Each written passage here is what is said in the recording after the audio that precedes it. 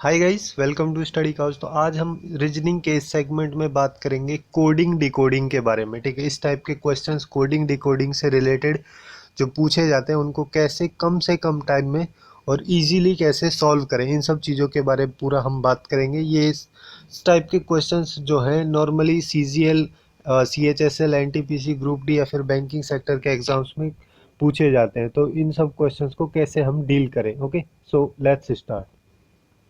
तो first question है, जैसे कि आप लोग यहाँ पे देख सकते हैं कि ई की वैल्यू यहाँ पे 5 दी हुई है और रेड की वैल्यू 27 दी हुई है। तो उस बेसिस पे डांस की वैल्यू कितनी आएगी। ठीक है, जैसे कि हम लोग जानते हैं कि ई जो है अल्फ़ाबेट में 5वें नंबर पे आता है और अल्फ़ाबेट में कौन सा अल्फ़ाबेट को किस नंबर पे आता है, इसकी याद करने के लिए आप लोग सीधा ये याद कर सकते हैं ई जो टी। ठीक है, इसमें बेसिकली ये है कि जो पहला नंबर ई है ये 5 पे आता है, जे 10 पे आता है, ओ 15 पे आता है, टी 20 पे आता है और वाई जो है वो 25 पे आता है। ठीक है, इस ट्रिक को अगर आप लोग याद कर लेंगे तो इजीली आप निकाल सकते हैं। ठीक है, जैसे कि आर है। ठीक है, रेड में हम आर की देखें तो आर जो है वो टी से 2 पहले आता है। ठीक है, तो टी से 2 पहले आता है, टी की वैल्यू कितनी होती है 20, जैसे कि मैं अभी बताया था। तो आर की हो जाएगी 18 और यहाँ पे 27 इसकी वैल्यू है। तो मल्टीप्लाई तो करेंगे, जैसे कि अगर मान लो हम मल्टीप्लाई करके देखते हैं तो ई की वैल्यू यहाँ पे 5 है, मल्टीप्लाई करेंगे तो 18 इंटू 5, ये ज़्यादा ही हो जाएगा। तो हम यहाँ पे प्लस करेंगे इस वजह से। ठीक है, ई की वैल्यू 5 हो जाएगी और डी की वैल्यू 4 हो जाएगी, क्योंकि जो डी है ई से एक पहले आता है। तो इनका अगर हम टोटल सम करेंगे तो 27 आता है हमारे पास। ओके, तो मतलब अब हमें जो डांस जो वर्ड है इसके जो अल्फ़ाबेट हैं इन सब के नंबर का सम करना है। जैसे डी है, डी 4 पे आता है, ए फर्स्ट पे आता है, एन जो है वो ओ से एक पहले आता है, ओ की मैं अभी बताया था कि 15 पे आता है, तो एन जो है वो 14 पे हो जाएगा, सी 3 पे आता है और ई जो है वो 5 पे आता है। ओके, तो इसका अगर हम टोटल सम करेंगे तो टोटल सम हो जाएगा इसका 27। ठीक है, तो इसका करेक्ट आंसर हो जाएगा सी। ओके, सो नेक्स्ट क्वेश्चन है कुछ अलग टाइप का क्वेश्चन। ठीक है, हर क्वेश्चन थोड़ा डिफरेंट टाइप का है इस सेगमेंट में। ओके, तो इसमें ये दिया है कि कश्मीर वर्ड को अगर हम 8142 753 लिख सकते हैं तो रिमसैक वर्ड को हम कैसे लिखेंगे। ठीक है, तो इस टाइप के क्वेश्चन को सॉल्व करने के लिए नॉर्मली हम सबसे पहले ये देखते हैं कि ऊपर वाला जिसका दिया है उसके अल्फ़ाबेट और जिसका पूछा है उसके अल्फ़ाबेट सारे सेम हैं क्या। ठीक है, जब अगर सारे सेम हो तो सीधा यहीं से हम वैल्यू निकाल लेते हैं, इस वैल्यू को रख देते हैं। जैसे कि आर की वैल्यू इस बेसिस पे अगर हम देखें तो आर यहाँ पे लास्ट में, यहाँ पे सबसे लास्ट में 3 है, तो आर की वैल्यू हो जाएगी 3। ठीक है, ऐसे ही आई की अगर वैल्यू देखेंगे RIM तो यहाँ पे हो जाएगी 5, आई की वैल्यू 7। ओके, एस की अगर वैल्यू हम देखेंगे, ठीक है, तो एस की वैल्यू यहाँ पे है 4। ठीक है, तो 4 हो जाएगी। उसके बाद में एच है तो एच की वैल्यू यहाँ पे 2 है। ओके, सॉरी, एच की वैल्यू यहाँ पे 2 है। ओके, और ए जो है, ए की वैल्यू अगर यहाँ से हम देखें तो सेकंड नंबर पे यहाँ पे ए की वैल्यू 1 है और जो के है, के की वैल्यू 8 है। ठीक है, तो इसका आंसर हो जाएगा 357421 तो जो कि हमारा फर्स्ट ऑप्शन है। ओके, सो अब बात करते हैं नेक्स्ट क्वेश्चन की। नेक्स्ट क्वेश्चन में हमें 2 कोड दिए गए हैं। ठीक है, जैसे दिल्ली का कोड दिया गया है 73541 और कैलकाता का कोड दिया गया है 82589662 और यहाँ पे कैलिकट का पूछा है। ठीक है, अभी तक तो हमने इस टाइप से सॉल्व किया था कि पूरे अल्फ़ाबेट जिसके दिए थे और जिसके पूछे थे दोनों के अल्फ़ाबेट मिल रहे थे, बस उनका ऑर्डर चेंज कर दिया था। अभी यहाँ पे 2 के दिए हुए हैं और तीसरे का पूछा है। तो इस टाइप के क्वेश्चन में हमें सीधा ये देखना है कि कुछ अल्फ़ाबेट जो इसके हैं वो इससे मिलेंगे और कुछ अल्फ़ाबेट इससे मिलेंगे और उस बेसिस पे हमें इसका आंसर निकालना है। ठीक है, जैसे CAL जो है वो यहाँ पे इससे मिल रहा है। ओके, तो इसके 3 अल्फ़ाबेट के लिए जो इसका कोड होगा, जो 825 कोड होगा, वो इसके लिए भी होगा। तो शुरू के 3 के लिए हो जाएगा 825, अब आई जो है, आई इसमें नहीं है, ठीक है, आई है इसमें, इसका जो लास्ट अल्फ़ाबेट है वो आई है और उसका लिए कोड है 1, ठीक है। तो इतना ही निकालने के बाद हम देख सकते हैं ऑप्शन में कि इसका आंसर थर्ड होगा। ओके, या तो हम पूरा निकाल सकते हैं, ठीक है। और नॉर्मली इसको कम से कम टाइम में कैसे सॉल्व किया जाए, ठीक है, तो इसको सॉल्व करने के लिए सबसे पहले हम या तो इसके स्टार्टिंग वर्ड्स को ले लेंगे, ठीक है, ऑप्शन के हिसाब से स्टार्टिंग में भी इसके दो दो ऑप्शन में सेम है और दो दो दो में सेम है, और ऐसे ही अगर इसका लास्ट अल्फ़ाबेट अगर हम देखें तो वो दो में सेम है और दो में डिफरेंट है। तो हम सबसे पहले लास्ट के अल्फ़ाबेट से स्टार्ट करेंगे, ठीक है। जो टी है उसके लिए यहाँ पे कोड क्या है, तो टी के लिए यहाँ पे कोड है 6। ओके, तो सबसे पहले हम पीछे से देख लेंगे किस ऑप्शन में 6 है और उसी बेसिस पे हम अपना आंसर लगा देंगे। ओके, सो अब हम बात करते हैं नेक्स्ट क्वेश्चन की। नेक्स्ट क्वेश्चन में बेसिकली डिजिट दिए गए हैं, उनका मीनिंग दिया गया है और उस बेसिस पे वेरी का मीनिंग पूछा। जैसे 1 2 3 जो डिजिट है उसका मतलब ये क्वेश्चन में दिया गया है कि हॉट फिल्टर्ड कॉफ़ी होता है, और 3 5 6 का मतलब वेरी हॉट डे होता है। इस टाइप के क्वेश्चंस में जैसे 3 है वो इनमें से 3 वर्ड जो है इनमें से किसी एक वर्ड को रिप्रेजेंट कर रहा है, 5 किसी एक को कर रहा है और 6 किसी एक को कर रहा है, ठीक है। और हमें फाइंड आउट बस यही करना है कि कौन सा वर्ड किसको रिप्रेजेंट कर रहा है। और जो 5 8 9 है उसका मतलब डे एंड नाइट होता है, ठीक है। तो अब हमें निकालना वेरी का है, तो हम इसको पकड़ लेंगे जिसमें वेरी है, ठीक है।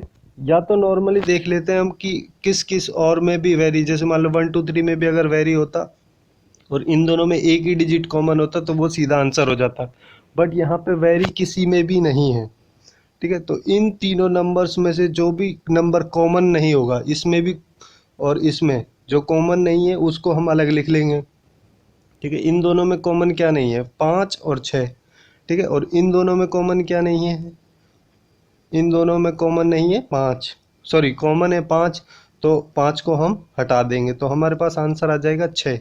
6 एक ऐसा नंबर है जो इसका किसी के साथ कॉमन नहीं है, तो उसका जो मीनिंग होगा उसका भी किसी और में कॉमन नहीं मीनिंग होगा, तो इस वजह से उसका आंसर वेरी हो जाएगा। और या फिर हम नॉर्मली इसको कर सकते हैं, ठीक है, एक एक अल्फ़ाबेट का निकाल के, जैसे कि पहले वाले में देखते हैं हॉट फिल्टर्ड कॉफ़ी है 1 2 3 का मतलब, और इसमें 3 कॉमन है पहले और दूसरे में, तो यहाँ पे इन दोनों में कॉमन क्या है, हॉट कॉमन है पहले वाले में और दूसरे वाले में, तो मतलब 3 का मीनिंग है वो हॉट होगा। ओके, और ऐसे ही दूसरे वाले को अगर हम देखें तो 3 5 6 का मतलब जैसे वेरी हॉट डे, और 5 8 9 का मतलब डे एंड नाइट है। इन दोनों में 5 कॉमन है, ठीक है। तो 5 का मतलब, और इन दोनों में जो अल्फा वर्ड कॉमन है वो है डे, तो 5 का मतलब हो जाएगा 5 रिप्रेजेंट कर रहा है यहाँ डे को, ठीक है। तो जो बचा अब हमारे पास इस सेगमेंट में ये बचा है 5, ठीक, सॉरी 6 बचा है यहाँ पे, जो 6 है वो रिप्रेजेंट करेगा वेरी को, ठीक है। तो इसका आंसर हो जाएगा सेकंड। ओके,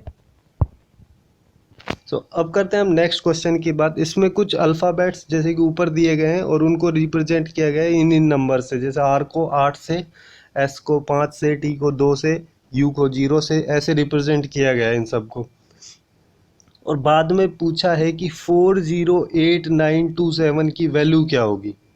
तो यहाँ पे एक, या तो हम डायरेक्टली ऐसा कर सकते हैं, ठीक है, 4 की वैल्यू यहाँ से देखें, 4 का मतलब ई होता है तो पहला ई आएगा, 0 0 यू को रिप्रेजेंट कर रहा है तो ई यू, और 8 जो है वो आर को कर रहा है, ठीक है। 9 जो है, 9 देखें तो यहाँ पे बी है, और 2 जो है वो टी है, और 7 जो है वो ए है, तो ये हमारा आंसर हो जाएगा EURBTA, ठीक है। तो इसका आंसर हो जाएगा EURBTA, जो कि किसी भी ऑप्शन में नहीं है, ठीक है। तो ये ऑप्शंस गलत हैं यहाँ पे, ठीक है। इसका करेक्ट ऑप्शन होगा, आंसर होगा EURBTA। ओके, और या फिर डायरेक्टली हम इसको ऐसा भी देख सकते हैं, ठीक है। जैसे मान लो यहाँ पे तो ये ऑप्शंस गलत हैं, अगर ऑप्शंस में किस, जैसे लास्ट का अल्फ़ाबेट और स्टार्टिंग का अल्फ़ाबेट अगर अलग अलग हैं तो एक को ही निकाल के हम इसका आंसर भी निकाल सकते हैं। ओके, तो अब बात करते हैं हम नेक्स्ट क्वेश्चन की। नेक्स्ट क्वेश्चन में दिया गया है कि लीडर जो वर्ड है उसका कोड दिया गया है -13, 9, 12, 13, 26, ठीक है। जो एक एक वर्ड है, जैसे एल है उसका कोड 20 है, ई का कोड 13 है, ए का कोड 9 है। तो उस बेसिस पे जो लाइट है, LIGHT वर्ड जो है उसका कोड क्या होगा, ठीक है। तो जैसे कि आप लोग यहाँ पे देख सकते हैं, इनमें कुछ अल्फ़ाबेट तो कॉमन है और कुछ नहीं है। तो इसका निकालने के लिए हमें इसका रिलेशन, इसके कोड के साथ में क्या रिलेशन है वो पता करना पड़ेगा, ठीक है। तो इसको पता करने के लिए सबसे पहले हम देख लेंगे, जो सबसे छोटा अल्फ़ाबेट है वो है ए, ठीक है। और ए के लिए यहाँ पे कोड है 9, ओके। और डी जो है उसके लिए यहाँ पे कोड है 12, ओके। तो अब अगर हम यहाँ पे देखें तो मतलब कि बेसिकली ए का कोड, नॉर्मली अगर अल्फ़ाबेट में देखें तो ए एक नंबर पे आता है, ओके। और अगर उसमें हम 8 ऐड कर देते हैं तो ये कोड आ रहा है हमारा, ओके। और जो डी है वो चौथे नंबर पे आता है, और उसमें अगर 8 ऐड कर दे तो हमारे पास ये कोड आ जाता है। तो बाकी, और जैसे ई है वो 5 पे आता है, 5 और में अगर 8 ऐड कर दे तो हमारे पास इसका कोड 13 आ जाता है। तो इस तरह से सारे जो कोड्स हैं, जो इनकी रैंकिंग है अल्फ़ाबेट्स में, उसमें 8 ऐड किया गया है। तो उसी बेसिस पे हम लाइट का निकाल लेंगे। और किसी भी अल्फ़ाबेट का नंबर क्या होता है इसको बताने के लिए क्या क्या ट्रिक बताई थी, वो बताई थी इजोटी, ठीक है। कि ये 5 है, ये 10 है, 15, 20 और 25, ओके। तो उस बेसिस पे हम इसका आंसर निकाल लेंगे। अब यहाँ पे हम देखें कि इसके जो स्टार्टिंग के जो कोड हैं वो सबके सेम है, और लास्ट वाले जो कोड हैं वो सबके अलग हैं। तो हमें करना क्या है, हमें बस टी का निकालना है कोड। तो टी जो है, जैसे कि मैं अभी बता रहा था कि टी का कोड कितना होता है, टी का अल्फ़ाबेट में आता है 20 नंबर पे, और हमें उसे में 8 ऐड करना है, ठीक है। तो इसका कोड हो जाएगा 28, और 28 जो है वो एक ही ऑप्शन में लास्ट कोड है, वो है 4th ऑप्शन। तो इसका करेक्ट आंसर हो जाएगा 4th, ओके। तो नेक्स्ट क्वेश्चन है, इसमें कुछ अल्फा वर्ड्स दिए गए हैं और उनका मीनिंग दिया गया है, ठीक है। जैसे पिक, विक और निक जो वर्ड्स हैं उनका मतलब होता है विंटर इज कोल्ड, ठीक है। और सेकंड में दिया गया टू निक रे, इसका मतलब होता है समर इज हॉट। और थर्ड स्टेटमेंट दिया गया है कि री थे थो पा, जो है इसका मतलब होता है नाइट्स आर हॉट, ओके। तो अब इसमें हमसे पूछा है समर का मतलब पूछा है, ठीक है। तो समर के लिए क्या कोड होगा। अब हम देखें कि समर किस किस में कॉमन है, किसी में भी कॉमन नहीं है, ठीक है। इस टाइप का क्वेश्चन हमने पहले भी किया था। तो अभी समर वाली जो लाइन है उसमें जो वर्ड्स कॉमन है वो किसके साथ कॉमन है, जैसे इन दोनों में बी और सी में जो कॉमन वर्ड है वो है हॉट, ठीक है। और यहाँ पे अब इनके कोड में कॉमन देखना है हमें, तो कोड में इनके कॉमन है रे, ठीक है। तो जो रे है वो रिप्रेजेंट कर रहा है यहाँ पे हॉट को, ओके। अब ऊपर वाले में देखना है हमें इज जो कॉमन है वो ए और बी में कॉमन है, और ए और बी का कोड में जो कॉमन है वो है निक, ठीक है। तो जो निक है वो रिप्रेजेंट करेगा इज को।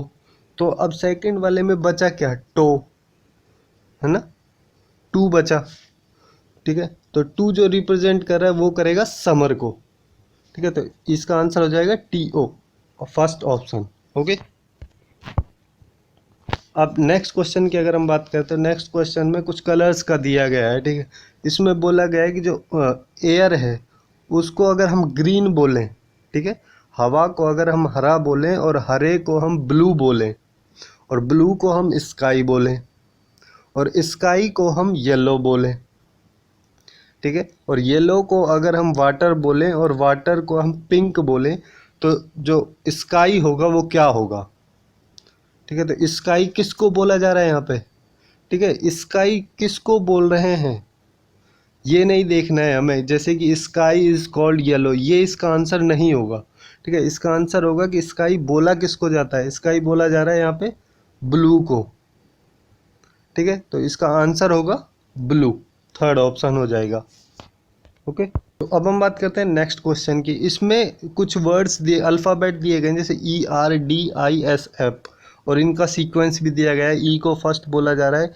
और आर को सेकंड, डी को थर्ड, आई को फोर्थ, और एस को फिफ्थ, और पी को सिक्स। तो इन सब अल्फ़ाबेट से एक वर्ड बनाना है इंग्लिश का, ठीक है, जिसका मीनिंगफुल वर्ड होना चाहिए वो, और फिर उसके बाद में उसका सीक्वेंस बताना है।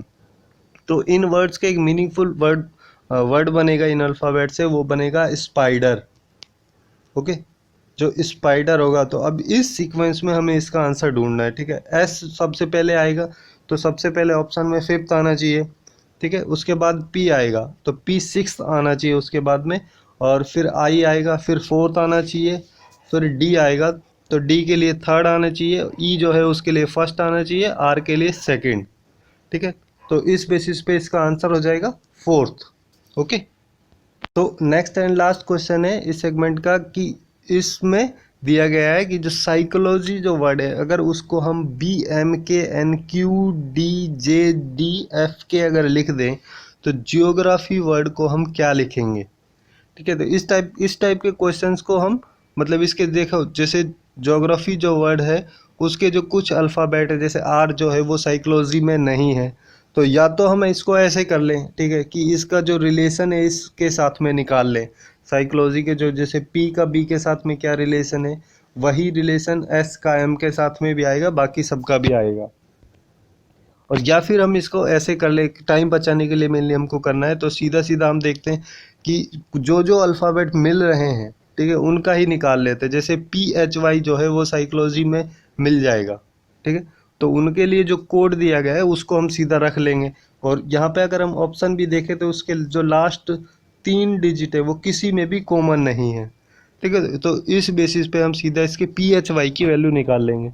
तो P के लिए यहाँ पे कोड दिया गया है B, है ना। एच के लिए यहाँ पे कोड देखें तो एच है यहाँ पे फिफ्थ नंबर पे, और यहाँ पे फिफ्थ नंबर पे है क्यू।